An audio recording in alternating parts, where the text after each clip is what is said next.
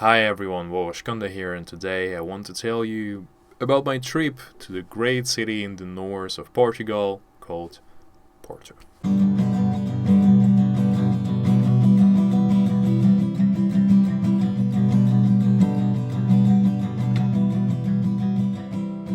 This is my first trip to Portugal. During the pandemic, it's not that easy to go somewhere, so luckily I managed to go there when it was still the normal times, when there was no quarantine imposed, so pretty much September was the nicest month to actually do this. And first of all, because of the climate that Portugal is situated in, because even in September it was quite warm, and I even managed to have some sunbathing in there, which was especially nice given the fact that Porto is located next to the Atlantic Ocean. So it was also my first time ever swimming, or let's call it dipping, into the ocean, which was super chill. Porto turned out to be a really miraculous city. I don't know why, maybe because it was also the state of mind that I was kinda in, and that I basically went there for the whole week and didn't plan to rush anywhere or go into the other cities, because sometimes people usually combine Porto and Lisbon and then maybe some surrounding towns and places. I decided, no, I'm not going to travel anywhere but in Porto, and yeah, I pretty much think it was definitely worth it. So the Porto itself is not the biggest part of the Porto Metropolitan. I think Vila Nova de Gaia, which is pretty much the town city on the opposite side of the Douro River, is even I think a bit bigger in terms of inhabitants. While I think the Porto is usually referred to as this bigger municipality. So similar to what is happening in a lot of European cities is that smaller towns are being added to the bigger agglomeration, so it's now becoming the part of the whole big thing. So that is why I went through different locations of the bigger Porto, so to say, and I pretty much lived still in Porto on the north side of from the north bank of the Douro River, which is also quite a great river, and just the whole landscape with this both banks on both sides. That Vila Nova de Gaia looks a bit more wild, just because there is indeed an embankment, the proper embankment, but still there were much more like empty hills, while on the Porto side there were more and more dense construction happening, and more buildings are just everywhere in the hills, and sometimes you just wonder how did they even manage to put it there. Yeah, so Douro is the main artery of the whole Porto municipality, because this is also the place where I think quite a lot of ships are coming. Not entirely sure if they still using the Douro that often, but there are a lot of ferries just roaming around, so you can spectate the greatness of surroundings. Isn't that beautiful? I don't know, I really fell in love with this place just because of the whole vibe it was having. Sometimes I found it quite interesting that most of the times I didn't plan to go to the beach, but just I always happened to be around it, and that is why I also decided just to pop in and chill a bit, which was probably one of the best decisions. I didn't try to stress myself to go out and visit every single place, even though I still managed to see a lot of things. And I felt kind of funny that there were some also people whom I think were having, I don't know, either a lunch break or something like this, and they were just using this time to also just go and chill on the beach, which was super nice to see. I don't know, I kind of felt that Porto, as much as it's still quite a big city, quite industrial city partially, I would say, because I think there is a big factory and there's also a big port. It still has this kind of resort-ish vibe in it, which is super nice. So I decided to find a location somewhere in between the city center, because actual Porto city center is quite far from the ocean, maybe 1.5 hours walking from it, and I decided to pretty much be somewhere in the middle. So 40 minutes there, 40 minutes here. It's still quite chill because I also found a place close to the river, so I think the location for myself was pretty damn awesome. Almost every evening I would walk up to an embankment. I would walk either towards the center, where you will be able to see a lot of beautiful buildings. And there is this particular Portuguese style they're making a lot of things. So, like, you probably would see the Bolsa Palace, or you would be able to spectate a lot of those churches that are built in this distinct Portuguese style, which is especially nice. I don't know, I'm not sure entirely what is this. Is it like Romanticism or Classicism that they're building it? Baroque? I have no entire clue about it, but their churches look way different from the ones that you would see like in the proper other, I don't know, northern cities, or even in Spain. It didn't look like any of the Spain churches. At least I couldn't recall anything, looking at anything similar rather than what I did in Porto. I think Portugal is also famous for their houses in terms of, like, they're being quite picturesque as well, and they're being painted in different bright colors. That is why a lot of artists are also coming there to make their photos and to maybe paint some stuff. So it also creates its own atmosphere to it. Okay, so let's maybe try to talk through the more proper sites. So I think one of the sites that I want to point out, I think something that some of the people already tipped me, was the Casa de Musica, which is right at the center of the Porto, and it is the really modern building of basically the House of Music, so Philharmony or something like this, multifaceted building with nice, interesting shape. Let's maybe move from the Casa de Musica. If we'll go straight to one of the biggest avenues in the whole city, called Avenue de Boa Vista, we'll be able to just go all the way from the center to the ocean and be right on the border between Porto and Matosinhos. Matosinhos is one of those suburbs of the Porto municipality, which already you kind of will spot the difference. So it definitely looks a bit less cool, and it's pretty much bigger part of it is next to the port. There were still some cool places like Rotunda de Anemona. This is pretty meaningless sculpture, but it looks cool, especially I think from a distance, because when you're getting closer you'll see that it needs some painting. But besides that, I think the port terminal, quite a modern building, looks quite cool. There is also a beautiful church in Matosinhos, which is called Parish Church of Matosinhos. Really nice. What else can I say? It also have a bit of a complex surrounding it, so there are some other buildings, and I think if you are interested to visit and check out some more historical facts about it, there is also, I think, a museum as far as I remember. But besides that, it's just that place looks gorgeous. So then if we'll just go straight from the Avenue de Montevideo, this is where all those beaches are located. And there are a lot of beaches, and I pretty much managed to visit, I don't know, like 5 to 6 of them, and this is only the Porto side, right? We shouldn't forget that there is also Vila de Nova de Gaia from the other side of the Douro embankment, and there are also quite some beaches there as well. I hope I'm pronouncing that correctly. I'm not saying beaches, I'm saying beaches.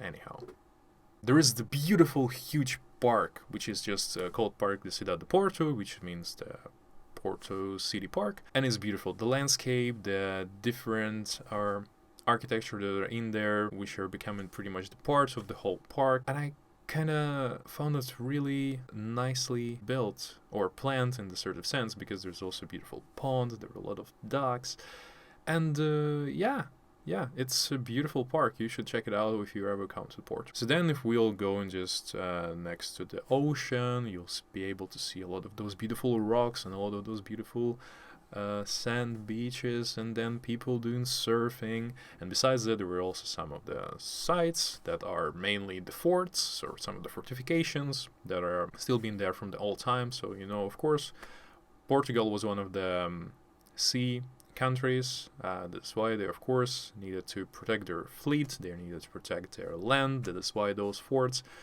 were, of course, there. So yeah, then of course, light tower next to the entrance where Douro entering the Atlantic Ocean. From that side, you'll also be able to see the other side, Vila Nova de Gaia. And on the other side, there was pretty much the natural reserve right next to the Douro, which is a lot of sand in it. And the whole thing called Labelo do Douro, not really sure how it's translated.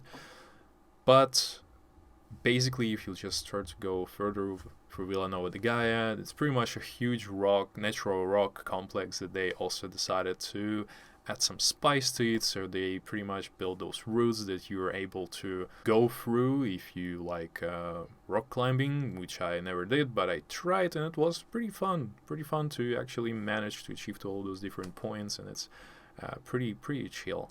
Then if we'll just go further from Villa Nova de Gaia, we'll pretty much will go back and then try to locate ourselves to the center.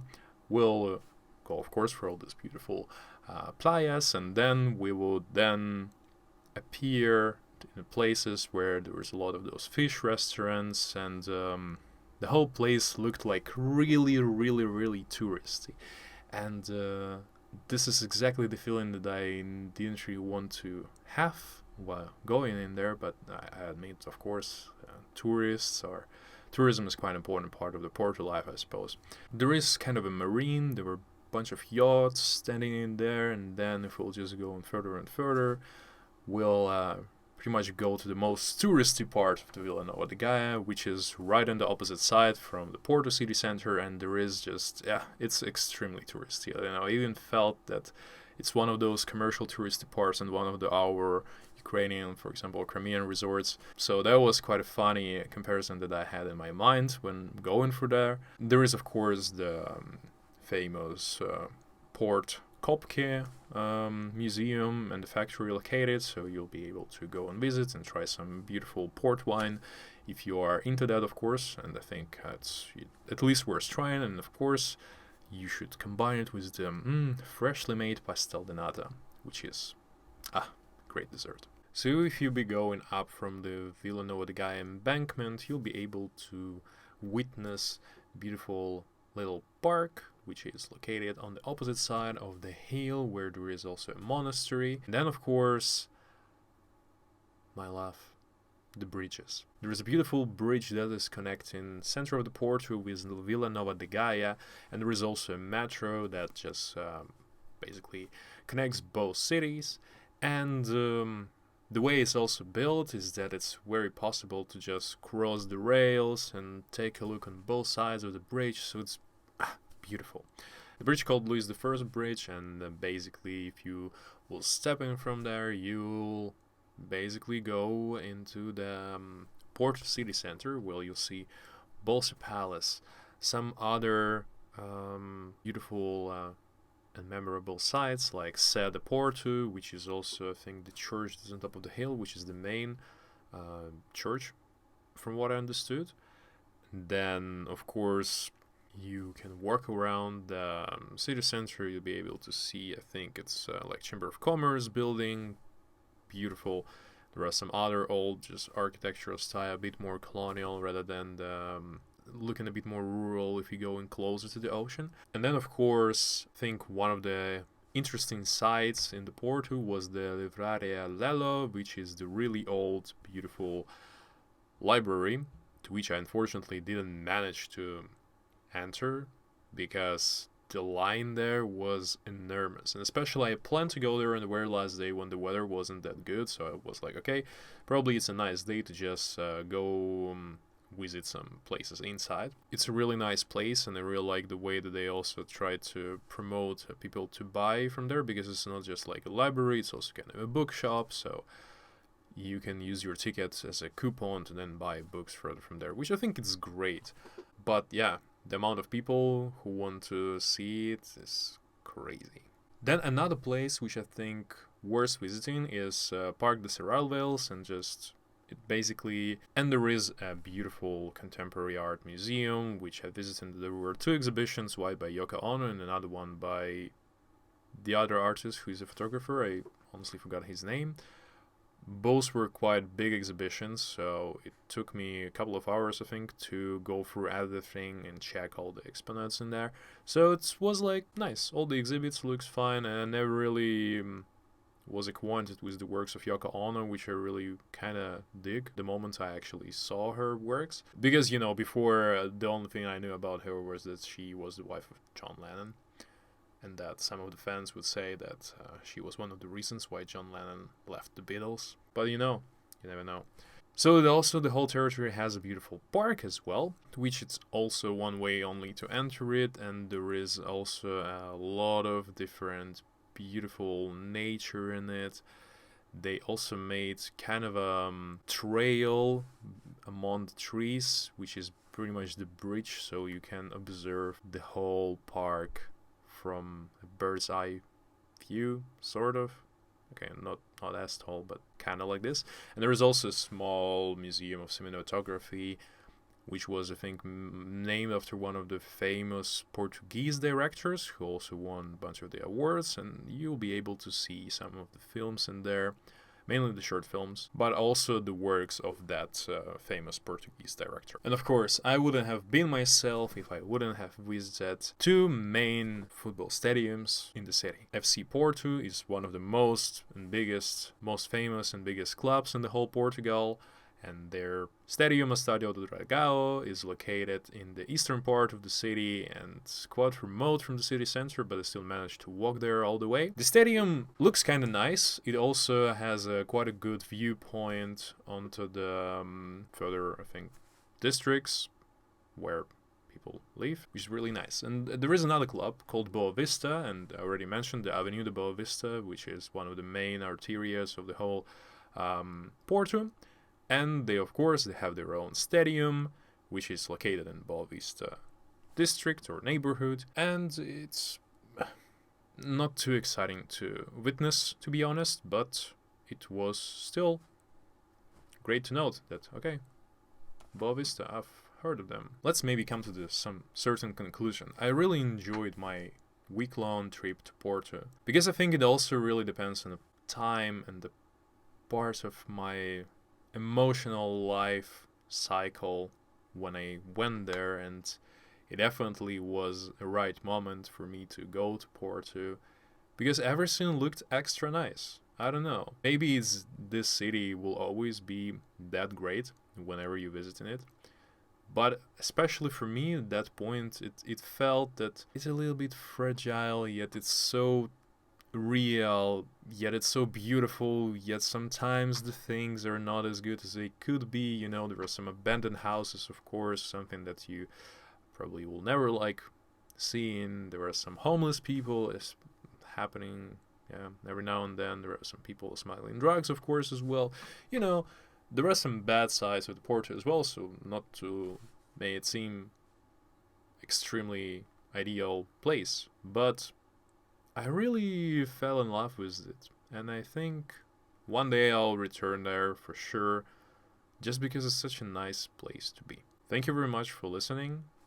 Please share all your opinions about my video, and of course, if you've ever visited Porto, and if you ever plan or know something about it more, please share down in the comments, and I hope you will also able to go there sometime. Just like I will hope I will be able to go there again. Thank you very much for listening. Give a like, subscribe, comment, and bye.